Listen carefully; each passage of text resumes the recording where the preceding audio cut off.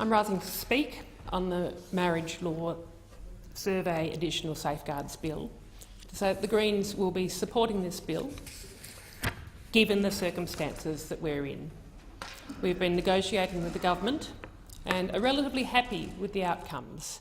But as I said, given the circumstances that we're in, we are on a long, winding, damaging path to marriage equality, but I know we're going to get there in the end.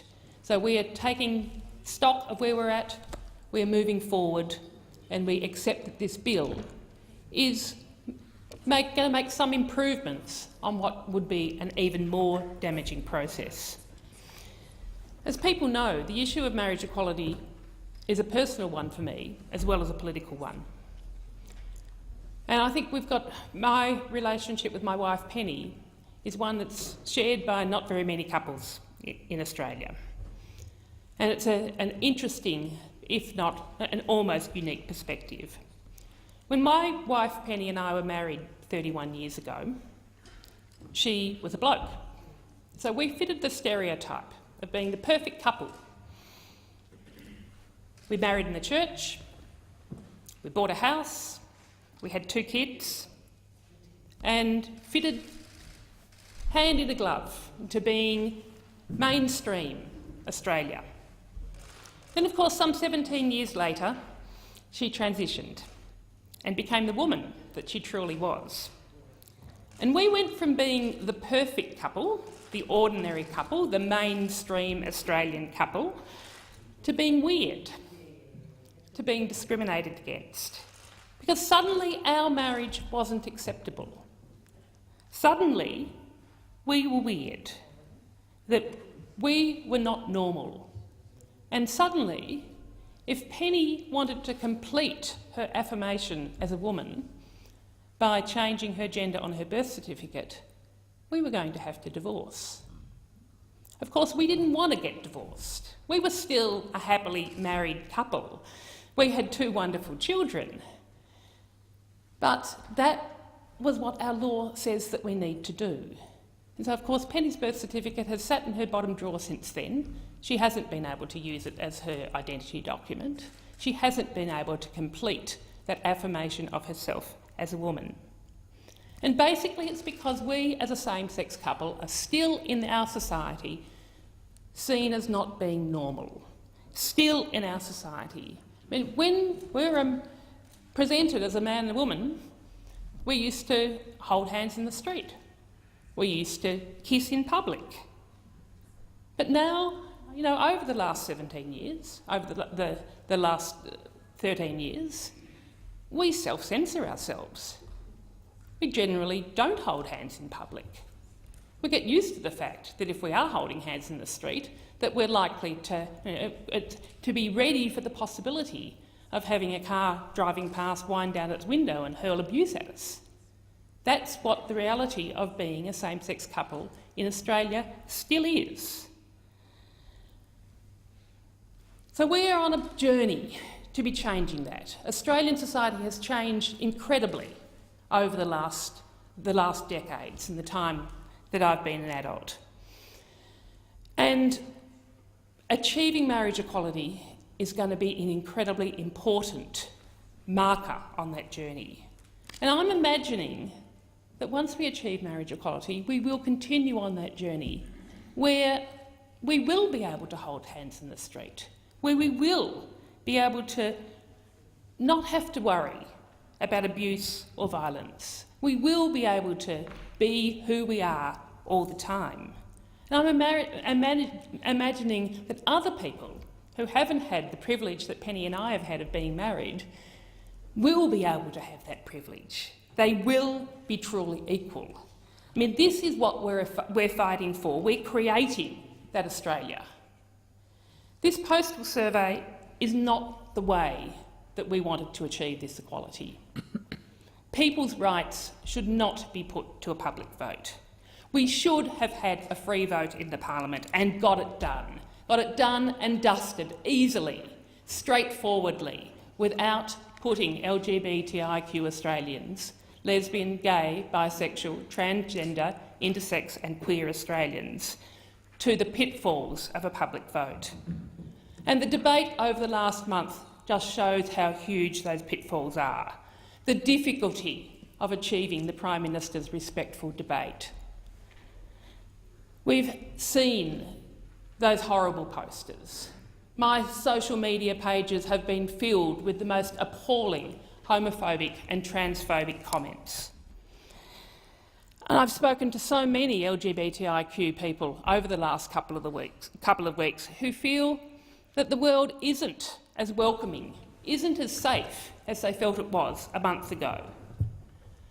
That they feel not as sure in themselves in getting out of bed in the morning and facing what they see can be quite a hurtful and not protective environment. I've talked to mental health providers who've told us of the uptick in the number of people seeking support because of their sexuality or their gender identity. And basically, this level of debate comes down to a base level that's still there in Australian society of homophobia, of transphobia, of not accepting that lesbian, gay, transgender, intersex and queer people exist, that they should not have the rights of other people.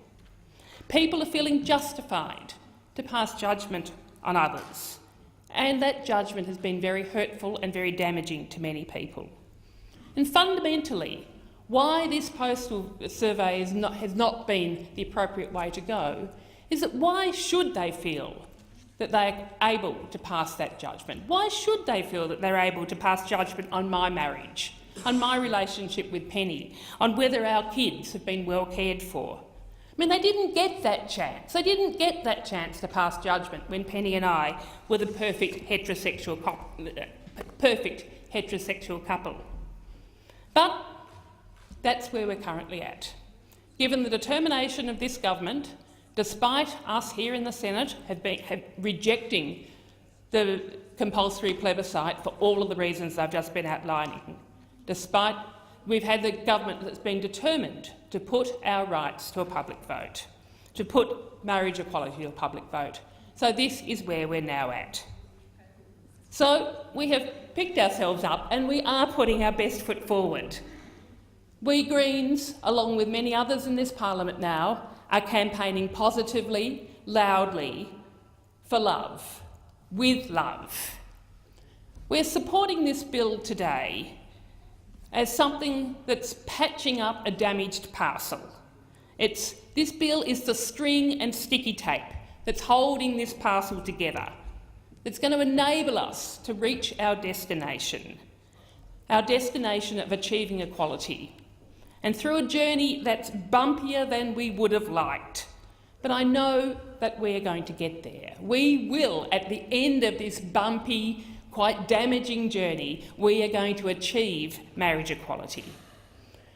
The provisions in this bill, the sticky tape and the string that are holding it together, that are of value and that I thank the government for putting forward, particular the authorisation provisions, so at least we know when there are damaging, hurtful things being said, when there is discrimination and vilification being made as part of this public debate, that if that material is authorised, that there will be comeback against that.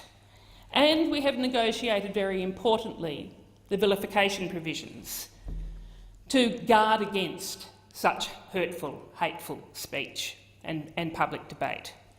I'm hoping that, in fact, there won't be any legal action as a result of this legislation.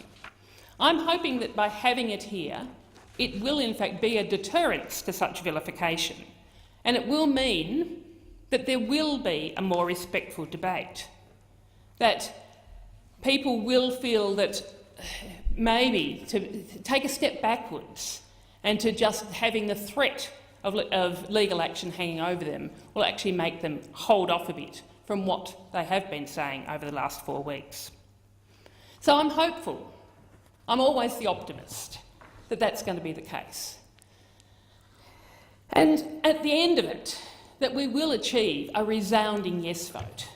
And I know the level of support in the community, and I know that as long as we can get people out to vote, that Australians are fair, Australians are considerate, Australians do want to achieve equality, and above all, Australians want this to be over and done with.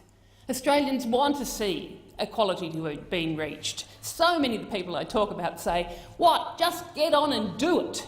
I mean, that's why we should have had a parliamentary vote, because that was the simplest, most straightforward, least damaging and the celebratory moment by having a free vote in this parliament. And of course, we still know at the end of this non-binding postal survey, we will have to have that free vote. But we could have not gone through this damaging, tortuous, arduous journey that we've been put on it. But I know that at the end of it, when we have achieved that free vote, when we have got legislation through this parliament, we will finally achieve equality, and that two people who love each other, who are in a committed relationship, will be able to marry, and that Penny and I will be able to stay married and she can affirm her gender identity, and that people from across the rainbow spectrum, it's not just same-sex couples. I mean, the question that we're being asked in this survey is talking about same-sex couples. We know it's not just same-sex couples, it's people across the rainbow spectrum. It's transgender people, people who are gender diverse, gender fluid, people of intersex status. These are the people, all of these people, that will be treated as equal under the law in terms of being able to commit to the person that they love. I'm so looking forward to the weddings that we're going to have at the end of this process, and I'm expecting to be invited to quite a lot of them. I'm thinking of so many of my friends in those loving, committed relationships over the years, some of them decades, that I've known them. Felicity and Sarah. Felicity, who was one of the plaintiffs in the High Court, looking at their wonderful relationship and their wonderful children. I don't know whether they want to get married, but they are the people that you should be thinking of who are going to benefit from marriage equality. Mark and Tony, Sean and Jay, who have been engaged and are now just waiting. Kathleen and Helena. I could go on and on and on. These are the people and their rainbow families that exist, that are waiting to achieve equality under the law. I mean, achieving marriage equality is a straightforward question of fairness and equality.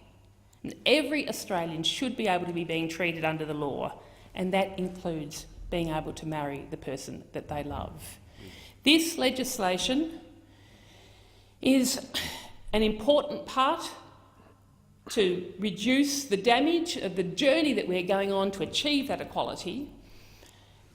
It's fixing up a flawed process, but it's the process, it's the journey we are now on. I'm hopeful at the end of this process, when we achieve marriage equality, it will be a unifying moment for our nation. We will finally have been able to include all Australians in our marriage laws. So I am really looking forward to just getting on with it. Let's get this done and we can all move forward and be celebrating love in our society.